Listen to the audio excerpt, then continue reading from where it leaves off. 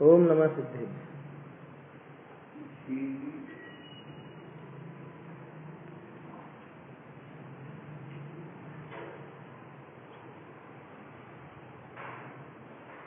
श्री जिन शासन गुरु नमो नाना विधि सुखकार, आत्महित उपदेश करें मंगलाचार, करें मंगलाचार। आत्मानुशासन ग्रंथ में अपनी बात चल रही है। आचार्य देव एक एक चीज से सबसे विरक्ति दिलाने के लिए सबका स्वरूप दिखा रहे हैं। पहले धन के बारे में भी बात की, परिवारजनों के बारे में भी बात की, शरीर के संबंध में भी देखा अपन ने कल कि शरीर की नश्वरता कैसी है, लक्ष्मी की नश्वरता कैसी है। ये सब क्षण स्थायी है, ये क्षण भंगुर है। फिर उसके बाद विषयों के त्याग की प्रेरणा ये यहाँ दे रहे थे 64 नंबर छंद में। बढ़िया छंद था कि अभी तक आज तक तो इनकी गुलामी करता रहा और इनकी गुलामी करके जैसा कलुषित होता रहा, दुखी होता रहा, कुत्सित व्यतिकरों के द्वारा यानी खोटे कार्यों के द्वारा पापों को बढ़ाकर दुखी ही होता रहा। क्या हुआ? व्यतिकर माने कार्य, कुत्सित व्यतिकर माने खोटे कार्य, बुरे पाप, इनको कर दो। अब पूरी की पूरी बात पलट दे कि अब जो तेरे मालिक बन बैठे थे, जिनका तू गुलाम बना हुआ था, उनको गुलाम बना। पहले सकलुष था, अब अकलुष हो जा। पहले राग द्वेष से सहित था, अब राग द्वेष को छोड़।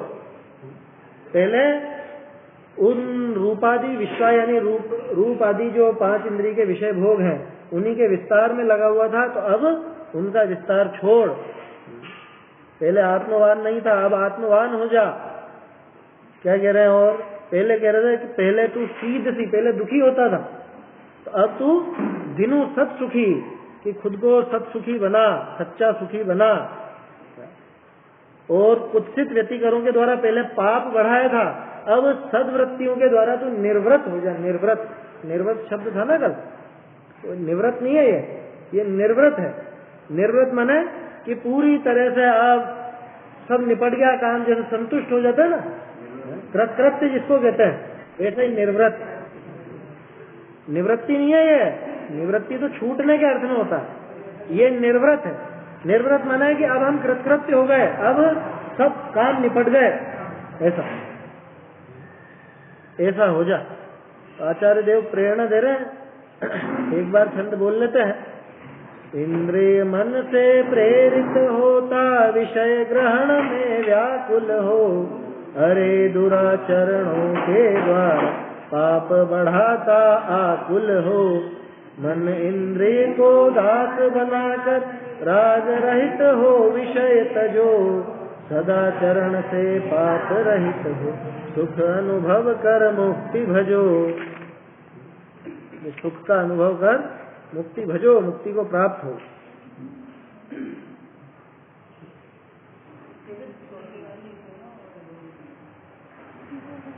देखो, मुक्ति भजो, भजो माने प्राप्त करो उसको। भजने का अर्थ अकेले भजन से नहीं होता है, भजने का अर्थ है उसका सेवन करो, उसको भोगो। भजन का अर्थ भोगने से नहीं है। तो मुक्ति को प्राप्त करो यानी मुक्ति का सुख भोगो, ऐसा। देखो अर्थ, हे जीव, तू कर्मणि के उदयते नेत्रादि इंद्रनी का प्रेर्या है ना, नेत्रादि इंद्रादिनी का प्रेर्या अति व्याकुल भया, रूप आदि समस्त विषयनी के अर्थ कहा खेद छिन्न हुए है। तो क्यों खेद छिन्न होता है? क्या उसमें पागल बनता है? इन इंद्रियनी का किंकर ही हो रहा है, गुलाम ही हो गया, बिल्कुल गुलाम है। किंकर किसको बोलते हैं? नौकर को। और नौकर ऐसा नहीं जैसे आजकल नौकर होते हैं, पहले के जमाने दास, जो बोले वो करने को तैयार। आजकल तो आपने जिस काम के लिए रखा है बस वही काम कराओ, उससे अलावा एक काम नहीं करा सकते। तो किंकर माने मतलब पूरी तरह से, एक तरह से गुलाम, गुलाम ही हो रहा है। कहाँ गुलाम है? हम तो बिल्कुल मस्त हैं। अरे ये इंद्रियों की गुलामी है, ये विषय भोगों की गुलामी है, तब तो ये उन विषय भोगों की तरफ जाता। विषय भोगों की तरफ क्यों जा रहा है? अगर इसको वो गुलामी मतलब वो अगर इसको पीड़ा नहीं दे, अगर उसकी पीड़ा नहीं हो, तो क्यों ही अपने को 5 इंद्रियों के विषयों में नजर आएगा? क्यों वहां पर दिखेगा? क्यों वहां 5 इंद्रियों के विषयों के प्रति लालायित होगा? साफ साफ गुलामी है। जैसे किसी से अपन कहो कि भैया तू जो गुटखा खाता है ना, जर्दा खाता है, ये गुलामी है, गुलामी। उसको लगेगा नहीं कि गुलामी है। तो जब नहीं मिलती तब उसकी हालत नजर आती है, तब दिखता है कि गुलामी है। इस पर रख ला, इसलिए रखिए अपने, ये नीचे रहती है ना, इसलिए तो स्पष्ट है गुलामी दिख रही है ना। भीड़ अपने को बाजारों में, ये 5 इंद्रिय के विषयों की गुलामी तो है। ये चाहिए, ये चाहिए, ये चाहिए, ये क्या है? गुलामी तो है। अभी रसना इंद्रिय कुछ स्वाद मांग रही, कुछ चखना, कुछ खाने के लिए मांग रही है, कुछ स्वाद की इच्छा हो रही है। इसका प्रवचन सार जी ने बहुत अच्छा खुलासा किया। वहां पे क्या, अगर ये विषयों की इच्छा से पीड़ित नहीं होता तो विषयों की तरफ क्यों जाता? अगर इसको कोई पीड़ा नहीं होती तो ये क्यों जाता? सुबह से वो गुटखा खाने वालों को गुटखा क्यों चाहिए? गुटखा क्या, वो जर्दा वर्दा क्या है? सुबह से क्यों चाहिए कि वो नहीं खाए तो सिर भन्नाता है और पेट खराब हो जाता है और पता नहीं क्या क्या होता है। तो गुलाम हो गया ना पूरी तरह से। चाय पीने वाले, मतलब जिनको चाय की लत है, वो अच्छे से जानते हैं कि गुलामी किसको कहते हैं। चाय की गुलामी है, स्पष्ट गुलामी। चाय माने जो रेगुलर जो पीने वाले हैं, है ना। बहुत लोग होते हैं क्योंकि चाय कोई ऐसी सीधी सीधी अभक्ष नजर नहीं आती, लेकिन जब वो नशा कारक हो जाती है ना, तो वो स्पष्ट रूप से गुलामी ही है। तब वो स्पष्ट अभक्ष ही समझना। जब उसका नशा होने लगे, उसके बिना सिर दुखने लगे, उसके बिना अपने को कुछ बेचैनी होने लगे, तो समझ लेना कि ये नशा कारक हो चुकी है अपने लिए। दवा के रूप में कभी कोई ले तो उसकी कोई वो नहीं है, दवा के रूप में लेने में दिक्कत नहीं है,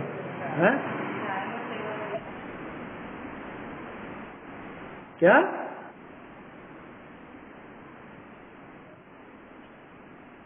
हाँ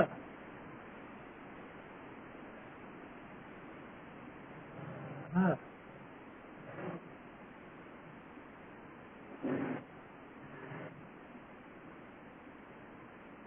वो तो किसी भी चीज की लत हो, है ना। वो लत जो है, पहले तो उसी का ही भिखारी है वो, बाद में दूसरे का भिखारी बना।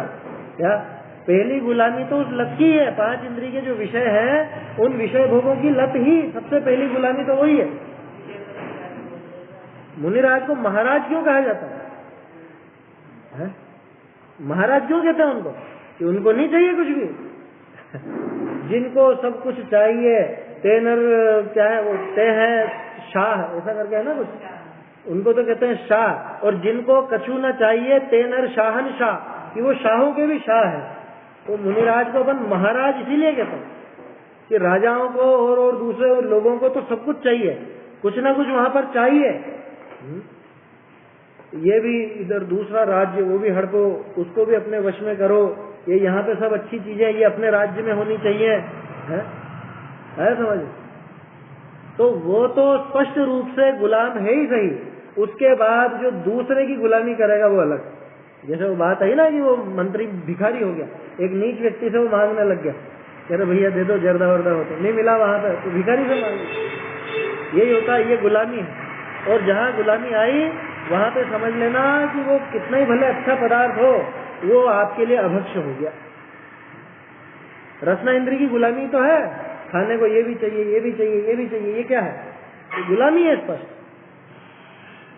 यहाँ आचार्य देव यही कह रहे हैं कि तू इनके वशीभूत हो गया, इन इंद्रियों का किंकर ही हो रहा है, इंद्रियों का किंकर ही हो रहा है, किंकर, बिल्कुल गुलाम हो गया। जरा भी मतलब बुद्धि काम नहीं करती है कि मैं इसके वश हो गया हूं तो ये अच्छी चीज नहीं थी, मुझे तो ये जल्द से जल्द छोड़ देना चाहिए। इसी तरह से अपने को दूसरी चीजों में भी समझना चाहिए। देखो वो जो पाठ है ना भक्ष भक्ष का, वो इस तरह से भी देखना चाहिए उसको। उसमें अगर स्पष्ट रूप से अभक्ष देखें तो कितने हैं? 5 प्रकार के जो अभक्ष बताए हैं, उनमें स्पष्ट रूप से अभक्ष कितने हैं? स्पष्ट रूप से अभक्ष देखो माने जीवों का घात जिसमें होता हो, तो वो तो त्रसघात और बहुघात ही। बाकी के 3 नशाकारक जरूरी नहीं कि उसमें जीवों का घात हो रहा हो, क्योंकि बहुत से केमिकल का भी नशा करते हैं। अनुपसेव्य में भी जरूरी नहीं कि जीवों का घात हो रहा हो, वैसे होता है लेकिन ऐसा नहीं हो रहा जैसा आलू प्याज आदि में होता है या मांस में होता है। और अनिष्ट तो बिल्कुल दिखेगा ही नहीं। अब मैं दूसरी बात कहना चाह रहा हूं, मैं ये कहना चाह रहा हूं कि इसमें से अनिष्ट और ये नशाकारक और ये अनुपसेव्य, ये तीनों जीव को गुलाम बनाने की चीज है। इसमें जीव की खुद की एक तरह से समझ लो स्वयं का आत्मविश्वास घटता है, स्वयं की आत्मशक्ति क्षीण होती है, राग आदि बढ़ते, द्रव्यता अधिक होने की वजह से तो अभक्ष कहा। उनको किस लिए अभक्ष कहा? अनिष्ट कारक को अभक्ष क्यों कहा? जब मुझे पता है कि मुझे ये चीज नुकसान करती है, उसके बावजूद मैं वो खाता हूँ, तो वो मेरे लिए कितना कितना बड़ा अभक्ष है वो एक तरह से। अनिष्टकारी कि जैसे डायबिटीज वाला है और अरे मिठाई के बिना तो नहीं रहा जाए, फीका दूध कैसे पी फीका वीका नहीं पिया जाए, शक्कर तो चाहिए। डायबिटीज है बढ़ी हुई, मतलब 2 तरह की होती है ना, एक तो घटने और बढ़ने वाली। तो बढ़ी हुई है और उसके लिए शक्कर मना है और फिर भी वो शक्कर खाए। या ये तो बीमार का उदाहरण हो गया। अरे जो चीज अपने को सूट नहीं करती है ना, जैसे बहुत सी चीजें हैं, अपने को खुद को ये परख लेना चाहिए। अपनी खुद की जांच तो अपन ही कर सकते। ये चीज मैं जब भी खाता हूँ मेरे ऐसे गड़बड़ होती है ना, कि मुझे गैस ज्यादा हो जाती है या मुझे कुछ और चीज हो जाती है, तो ये अपने को विचार कर लेना चाहिए। क्या इस चीज से मुझे नुकसान होता है तो मैं वो चीज सबसे पहले छोड़ू, वो काम सबसे पहले छोड़ू। वो अभक्ष है क्या? दुनिया की नजर में भले ही भक्ष्य हो, क्या आपको सीधा सा उदाहरण है, जैसे गैस का उदाहरण ले लो अपन को, बेसन है या चने की कोई भी चीज है, कोई भी चीज, या तला गला है कुछ भी, उन सबसे गैस बनती मान लो। मेरा शरीर ऐसा है कि बात बढ़ती है, अब लेकिन मुझे तो खाए बिना रहा नहीं जाता, तो ये अनिष्ट कारक है, ये अभक्ष है अपने लिए, है समझ में? स्पष्ट अभक्ष है। अब वो लगता नहीं है अपने को अभक्ष, क्यों? क्योंकि इसमें क्या, हमने तो बिल्कुल शुद्ध आटे मसाले का सब बनाया है, इसमें अभक्ष कहां से आएगा? अभक्ष में 2 तरह की हिंसा देखी जाती है। दूसरे जीवों की हिंसा देख के तो त्रसघात और बहुघात को कहा, और स्वयं की हिंसा देख करके अनिष्ट कारक को कहा। या ऐसे ही अनुपसेव्य, और उसको भी समझना, वो दोनों में शामिल हो जाएंगे, नशा कारक और अनुपसेव्य। तो अनुपसेव्य में सब गंदी चीजें आ जाएंगी, है समझ? कुछ भी गंदी चीजें समझ लो। अब क्या कहें, हाँ ये भी आ जाए, गोमूत्र भी अनुपसेव्य में आ जाए, है समझ? बहुत से बच्चों की गंदी आदत होती है, नाक में उंगली करते हैं फिर मुंह में कर लेते हैं, ये अनुपसेव्य है। तो ऐसे जिनको नाम लेने में अपने को घिन आती है, ऐसी चीज है, उसको अनुपसेव्य, उत्तम पुरुषों के सेवन करने लायक जो नहीं है उसको अपन अनुपसेव्य कहते हैं। कि उसमें भले दूसरे जीवों का घात हो चाहे ना हो, लेकिन सबसे पहले खुद का घात तो है ही सही, है समझ? स्वयं का घात सबसे पहले, और खुद जीव है या नहीं है? सबसे पहले तो खुद में भी तो जीव हूं ना। खुद के जीव को, मतलब खुद को जीव समझोगे तो अपने आप खुद का घात भी समझ में आएगा, है समझ में? पीयूष भाई अपने को ये चीजें समझनी चाहिए, जिससे मुझे नुकसान होता है ऐसी चीजें दूर से ही छोड़ देना चाहिए। कि मुझे पता है कि ये मुझे नुकसान करेगी, इससे मैं बीमार पड़ जाऊंगा, तो उसको दूर से छोड़ दो। इसलिए नहीं कि स्वास्थ्य के लिए नुकसानकारक है, बल्कि इसलिए क्योंकि उससे मुझे फिर आकुलता पैदा होती है। वो आकुलता है नुकसानदायक। शरीर की परवाह नहीं की जाती जैन दर्शन में। यहाँ तो आत्मिक विकास नहीं गड़बड़ा है, अपना आत्मिक स्वास्थ्य ना गड़बड़ा है, वो देखा जाता है ना। ये चीजें ध्यान रखनी चाहिए। चलिए क्या कह रहे हैं? तो एक गुलामी इंद्रियों का किंकर ही हो रहा है, किंकर ही हो रहा है, पागल हो गया बिल्कुल इंद्रियों के पीछे, शरीर के पीछे। ये जहां नचाते हैं ये वहां वहां नाचता है। कभी कुछ खाने को चाहिए, कभी कुछ पहनने को चाहिए, कभी कुछ ऐसा इत्र परफ्यूम वगैरह चाहिए, और कुछ नहीं तो दिखना चाहिए। ये क्या है? ये गुलामी नहीं है क्या? अरे ये जितना भी अपना परिग्रह है ना, ये उतनी उतनी गुलामी की निशानी है। अगला आगे मुनिराज की महिमा के छंद आएंगे, उसके अंदर बताएंगे वो बिल्कुल फ्री है, एकदम फ्री, किसी की कोई गुलामी नहीं, राजा है मन के राजा। इसीलिए तो महाराज कहते हैं, इसीलिए उनको महाराज कहा जाता है, मुनिराज। उनको कुछ भी नहीं चाहिए, उसको ना कूलर, उनको ना कूलर चाहिए, ना पंखा चाहिए, ना एसी चाहिए, ना डनलप के गद्दे चाहिए। बोलो क्या चाहिए? अपने को तो इन सब की गुलामी है। अरे साहब सोने के लिए गद्दा तो अच्छा है, पंखा कूलर तो हो ही सही घर में, और कुछ नहीं तो आप दूसरी चीजों में ज्यादा हिंसा, एसी में ज्यादा हिंसा तो कूलर तो हो कम से कम, उसमें छन्ना पानी डाल लेंगे। अरे उतनी गुलामी है या नहीं? जिसके पास एक जरा सा भी परिग्रह है उसके संसार भर की गुलामी खड़े होते देर नहीं लगती। चाह लंगोटी की दुख भाले, चाह लंगोटी की दुख भाले, ऐसी स्थिति है। एक लंगोटी की भी इच्छा होती है ना तो उससे दुख ही दुख होने वाला है। जैसे छोटा सा उदाहरण है, जैसे लंगोटी रख ली, ठीक है साहब, अब लंगोटी एक तो नहीं रहेगी, दो तो रखनी पड़ेगी, एक पहनेगा एक सुखाएगा। अब वो भी उसके लिए दो चाहिए, दो के बाद फिर अब जब धोएगा तो धोने के साधन भी चाहिए, सुखाने का साधन भी चाहिए, फिर रस्सी वस्सी भी लाओ, है? ऐसे तो रस्सी लगेगी नहीं, तो कुछ लकड़ियां वकड़ियां सहारे के लिए वो लाओ, उड़ जाएगी हवा में लंगोटी तो क्लिप लाओ, या धूप में या और दूसरे कोई बंदर वगैरह नहीं ले जाए या दूसरे जानवर नहीं छेड़े तो उसके लिए सुरक्षा करो। तो एक अकेली लंगोटी पूरा संसार बसा देती। वो तो खुद धो लेगा भले, वो तो कह देंगे हम तो खुद ही धो लेंगे, धोने वाली तो नहीं चाहिए। लेकिन ये सारी की सारी चीजें क्यों खड़ी हो गई कि एक परिग्रह, जरा सा भी परिग्रह अपने को गुलाम बनाता है। ये पांच इंद्रियों की स्पष्ट गुलामी है। जितना अपने पास परिग्रह है उतनी गुलामी समझना, उतना स्वीकार करना। बोलो मुक्त, मुक्त किसको कहते हैं? जिसके कोई गुलामी नहीं है वो मुक्त है ना। मुनिराज मुक्ति की राह पे बढ़ रहे हैं आगे, सिद्ध भगवान साक्षात मुक्त हो गए, और हम ये अभी हमारे गुलामी है। वो मुक्त जो हमारे आदर्श हैं उन जीवों का हमको श्रद्धांत तो हुआ है और उसको पाने के लिए लालायित भी है, लेकिन अभी ये गुलामी पड़ी हुई है। तो गुलामी छोड़ देना तो बिल्कुल छोड़ना चाहिए, जितनी छूटे उतना छोड़ना ही चाहिए। पूरी छूटे तो बहुत बढ़िया। वो तो आचार्य देव तो यही कहना चाह रहे हैं कि भैया ये सारी गुलामी छोड़ो, राजा बनो अपने आप को। मैं अपने आप का राजा नहीं, मुक्ति से हूं दूरा, है ना? है भजन सुना? अपन तो खुद के राजा बने, ये इंद्रियों की गुलामी छोड़े। ये आचार्य देव का यहाँ पे कथन है। हे जीव तू कर्मणि के उदयते नेत्रादि इंद्रिय तिनका प्रेर्या अति व्याकुल भया, रूपादि समस्त विषयनी के अर्थ कहा खेद खिन्न होए। क्या तू इनके पीछे पागल बन रहा? ये भी लाऊं, ये भी लाऊं, ये भी चाहिए, वो भी चाहिए। इन इंद्रियों का किंकर ही हो रहा, मतलब कितनी बड़ी भर्त्सना है एक तरह से। सोचो कैसा धिक्कार करा, ये क्या बिल्कुल नौकरी हो गया, गुलामी हो गया। जैसे मान लो कोई पड़ोसी व्यक्ति हो, मोहल्ले का कोई व्यक्ति हो, और वो छोटे बच्चे को उसने आदत डाल दिखाएगी, उसके पास जाता और उसको एक टॉफी पकड़ा देता। अब घर में अपन तो जेन अपन टॉफी देते नहीं क्या, और बच्चे को आदत पड़ेगी वो अंकल टॉफी देंगे तो उनके पास जावे बार बार, और वो जान करके ऐसे ही वश किया जाता है बच्चों को। और क्या है, बच्चों को लुभा के ललचा के तो सब ले जाते हैं। ऐसे अखबारों में आते तो है किससे कि टॉफी का लालच देकर के अपहरण कर लिया, वहां ले गए, गुलाम बना लिया, कुछ भी। अब ये उसके पीछे बिल्कुल ऐसा हो जाता है कि दे दो ना अंकल जी, एक बार दे दो ना। नहीं करते बच्चे ऐसे, तो उसको समझाया जाता है, डांटा जाता है कि क्या बिल्कुल मंगता हो गया है क्या एकदम, है कि अपना गौरव गिरा लिया बिल्कुल, क्या गरिमा रही जरा सी भी।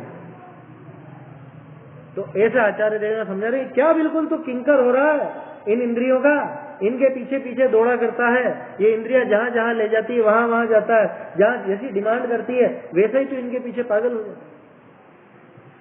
किंकर ही हो रहा है। अनेक खोटे आचरण करी अत्यंत पापनी को बढ़ाव का, तीन विषयनी को भोग करी तू अनंत भाव दुखी भया। आज तक ये स्थिति रही क्या? इनके चक्कर में आके तरह तरह के पाप बढ़ा करके और तू दुखी होता रहा। क्यों? क्योंकि पाप जब बढ़ाए तो निश्चित रूप से पापों का फल भी तो मिलेगा, और उन पापों का फल मिलेगा तो वहां खेद खिन्न होगा, दुखी होगा। अनंत भाव निकल गए। अब आगे क्या करना है कि ऐसी गुलामी आगे जारी रखनी है कि गुलामी तोड़नी है। तो फिर वहां पे जैसे अपने भारतीय लोगों ने एक शंखनाद किया, विश्व आजाद है और आजाद होकर रहेंगे। ऐसे कब दिया था कि जब आजाद नहीं हुए थे तब, वो स्वतंत्रता खुद की पहचानी उन्होंने। ऐसे ही यहाँ पे आचार्य देव अपने को जगा रहे हैं कि तू इनका अधीन नहीं है, वास्तव में तू इनको अधीन कर। ये कहां से तेरे राजा बन बैठे? आ रही है ये बात आगे। अनेक खोटे आचरण करी अत्यंत पापनी को बढ़ावता, तीन विषयनी को भोग करी तो अनंत भव दुखी भया। अब आकुलता तजी ज्ञानी होए, समस्त विषयनी का त्याग करी ध्यानामृत ते, आत्मा को पुष्ट पुष्ट करी सुखी हो।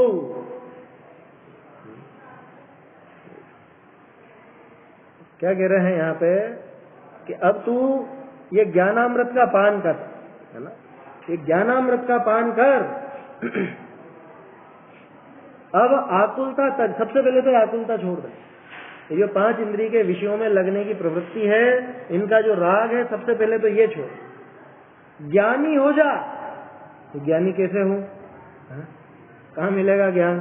कि कहीं और नहीं जाना है, अपने ज्ञान स्वरूप को पहचान। यहाँ जो स्वरूप बता रहे हैं उसको पहचान। समस्त विषयनी का त्याग कर। आगे कह रहे ध्यानामृत। अब वो जब सारा समस्त विषयों का त्याग करेगा, अन्य 5 इंद्रिय के विषय भोगों की तरफ नहीं लगेगा, और फिर उसके बाद इसको अपने आत्म स्वरूप का ख्याल आएगा, तो इधर अपने आप लगेगा। वो दशा तो मुनि दशा होने पर होती है। समस्त 5 इंद्रिय के विषय भोग पूरी तरह से जब छूट जाते हैं, तब और कोई बाधा रहती नहीं है। अभी तो अपना दिमाग तरह तरह की चीजों में जाता है, सुबह से लेकर रात तक, सोने तक, और सोने के बाद भी, नींद में भी, है ना, उन्हीं के तो वो सब विकल्प आते हैं। अभी 5 इंद्रिय के विषय भोगों की तरफ ही वो ध्यान जाता है, तो आत्मा का ध्यान कहाँ से होगा? ये बाधा खड़ी करते हैं ये विषय।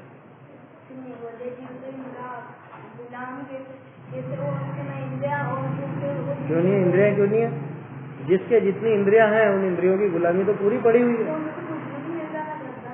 मिल नहीं रहा वो अलग बात है, चाहता तो पूरा है ना।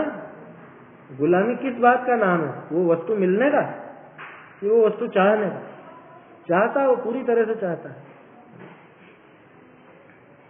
तो क्या देख रहे थे अपन कि इन सारी वस्तुओं का त्याग करके, 5 इंद्रिय के विषय भोगों का त्याग करके, ध्यानामृत तय, ध्यान रूपी अमृत से आत्मा को पुष्ट करी सुखी हो।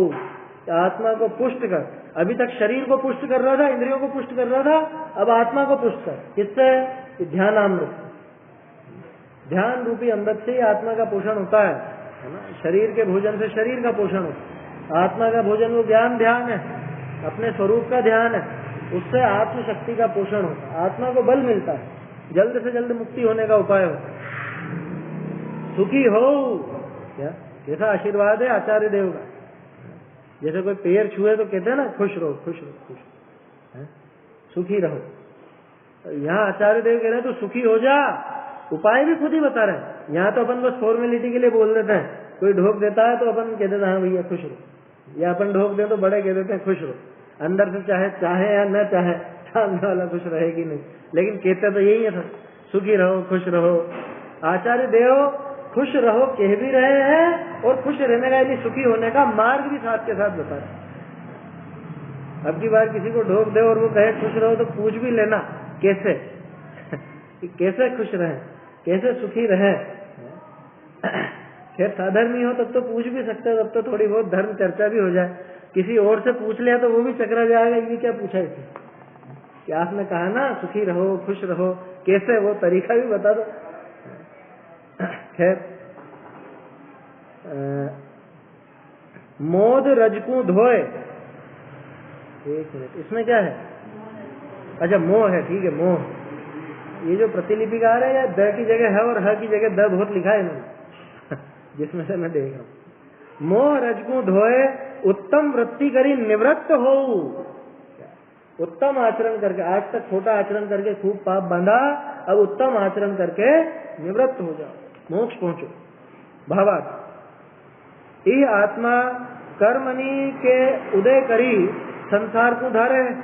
ये तो स्पष्ट है, कर्म नहीं होते तो संसार कहाँ से, ये शरीर कहाँ से। और शरीर के योग ते इंद्रिय के वश होए, विषय के अर्थ व्याकुल होए। ये पूरा क्रम बता दिया उन्होंने। कि मूल कारण तो कर्म थे, उन कर्मों की वजह से शरीर मिला, और शरीर मिला तो शरीर तो इंद्रियों के समूह का ही नाम है।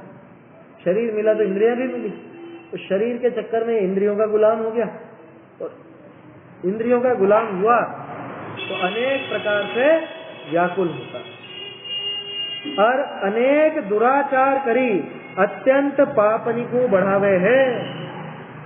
अत्यधिक दुराचार करके, छोटे कार्य करके, पाप करके। कौन सा पाप करा हमने? कौन सा पाप करा? अरे दिन भर क्या काम करते हैं, वो सब पाप ही तो है। विचार करना चाहिए। खाना खाते समय कभी विचार नहीं आता कि हम पाप कर रहे हैं। हम स्वाद ले रहे हैं, ये पाप कर रहे हैं। हम आराम से पंखे में बैठे हुए, आराम से लेटे हुए पलंग पे, ये पाप कर रहे हैं, ये विचार ही नहीं आता। उसमें पाप लगता ही नहीं। ये खाना खाने में पाप हो गया, ये तो तुम बता दो भैया, पुण्य हुआ क्या वहां कि धर्म हुआ, क्या हुआ वहां पे? भाई तीन ही बातें हैं, पुण्य, पाप या धर्म। अब खाना खाने में या तो पुण्य बताओ या धर्म बताओ। अगर पाप नहीं बताना चाह रहे हो तो वो बता नहीं सकते। वो स्पष्ट पाप है, उसको स्वीकार करना चाहिए। जीवन में इतने पाप हैं कि अपन कल्पना नहीं कर सकते। एक एक चीज में, सुबह उठने से लेकर रात को सोने तक, और उसके बाद भी सपने में भी दोष लगायो। सपने में बहुत बहुत पाप करते हैं। वहां भी जाने का क्या, यहाँ गए वहां गए, सारा ही जमाना घूम लेते हैं वहां पे। कदाचित किसी को तो खाने पीने के भी सपने आते हो। भोजन प्रिय हो ना कोई, तो उसको तो रात में भी सपने भी खाने पीने के आए। अच्छा एक बात नोट करिए आपने, जिसके रात्रि भोजन का त्याग हो ना, उसको खाने के सपने नहीं आते। कभी नोट करिए बात, नहीं आते कभी, खाने के सपने ही नहीं आए। यूं आ सकता है कि वहां भोजन चल रहा था, वहां गए और वो इतने लोग और ऐसा ऐसा कर रहे, वैसा कर रहे, वो आ सकता है। आप उठा के खा रहे हो, ऐसा सपना नहीं आएगा। खाने का सपना ही नहीं आता। मतलब मैंने तो ये चीज देखी है कि रात्रि में अगर अपन कुछ भी नहीं खाते पीते हैं तो निश्चित रूप से आपको खाने का सपना नहीं आएगा। मतलब आप खा रहे हो ऐसा नहीं आएगा। दूसरा ये आ सकता है, दूसरे ऐसा खा रहे हैं, वैसा खा रहे हैं, कुछ गलत कर रहे हैं, वो आ सकता है, लेकिन खुद के खाने का नहीं आएगा। और कदाचित कुछ ऐसे विकल्प हो किसी के तो आ भी जावे, उसकी कोई वो तो है नहीं, वो तो अपने भावों के ऊपर है सारा का सारा खेल। क्या तो कहने का अर्थ कि सुबह से रात तक ये सारा का सारा पाप का ही तो व्यापार है। अब किसी के दिमाग में ऐसी बात भी आती है, पहले मेरे भी आती थी, कि रात में सपना आया, उसमें अपनी क्या गलती, उसमें पाप क्यों है? कि तूने दिन भर जिस पर फोकस किया, जो विचार तेरे दिन भर चला, या जो अंदर ही अंदर आसक्ति पड़ी हुई है जिसका भले अपने को खुद को पता नहीं चला। कई बार ऐसा होता है, अंतरंग में कुछ ऐसी आसक्ति पड़ी रहती है किसी वस्तु के प्रति, है ना, वो उसको समझ लीजिए उस काम के प्रति या उस व्यक्ति या वस्तु कुछ भी, इस सपना उसका आ जाता। या कदाचित सहज रूप से पिछला कुछ ऐसे ज्ञानावरण का कुछ ऐसा क्षयोक्षम हो तो भी आ जाता है, लेकिन वहां पे फिर भाव कौन से चल रहे हैं, वहां पे राग और राग द्वेष बढ़ रहे हैं, घट रहे हैं, वो अपना विचार कर लेना।